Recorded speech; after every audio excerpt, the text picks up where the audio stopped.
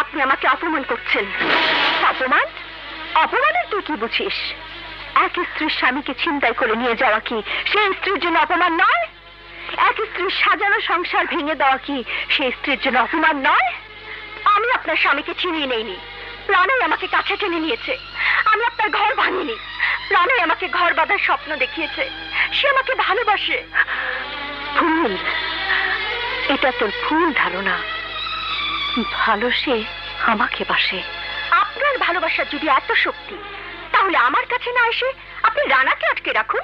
তোদের মতো নষ্টা মেয়েদের জন্যেই আমার মতো সহজ সরল বধূরা স্বামীকে আটকে রাখতে পারে না। তোরা তোরা ছলনার জাল বিছিয়ে তাদেরকে বশ করে নিস।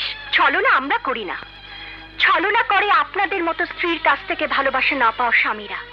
আর তার শিকার হই আমরা, যারা ভালোবাসাকে স্বর্গীয় দান মনে করে ভালোবাসি।